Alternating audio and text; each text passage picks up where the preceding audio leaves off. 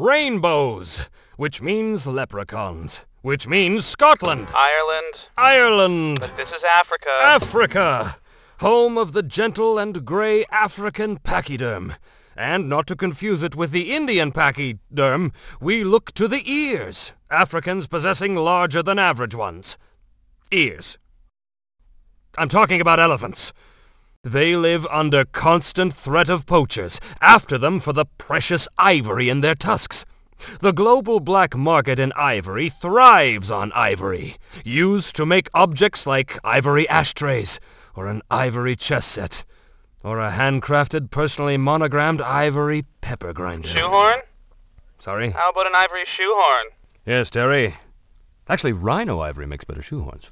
Oh, how about an ivory Pez dispenser? No, the class of person who could afford an ivory Pez dispenser probably wouldn't be into eating Pez. What if it dispensed ivory? Well, then, yes, an ivory Pez dispenser that dispenses ivory. What about your ivory walking cane? You know, like the one you walked in with? Yes, there does appear to be a small bit of ivory on it, now that you mention it. Yeah, like the handle and the whole cane bit. It's all curvy, kind of tusk-shaped. Well observed, Terry, but I think that's hardly relevant to the script at hand. Oh, I think it is. Maybe you should explain exactly why it is you have an ivory cane. I, Weston Biggerstaff, am a victim of the ivory trade, just like the elephants. I was duped into buying an ivory walking cane by an unscrupulous ivory merchant who assured me it was made from 100% ostrich ivory, who are not endangered. Ostriches do not have ivory. Sadly, misunderstandings like these are all too common. But also sadly, science has not found a way to reattach these ivory products to the elephants. Perhaps if the scientists were to work harder... You could get rid of all your ivory. What? Well, you could just throw away all your ivory stuff. Well, it's complicated. You could be a real hero. Take a brave stand. Good idea, Terry. You're just full of good ideas.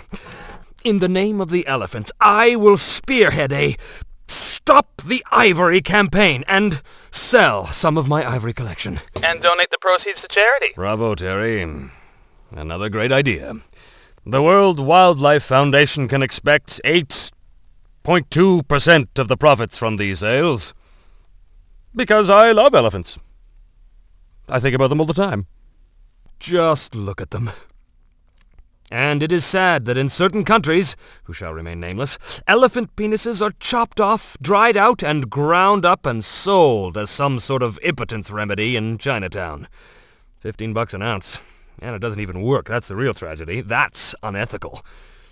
At the very least, they should start some sort of elephant breeding program for this kind of thing. Like some sort of penis farm or something, where they breed elephants to ensure a sustainable elephant penis industry.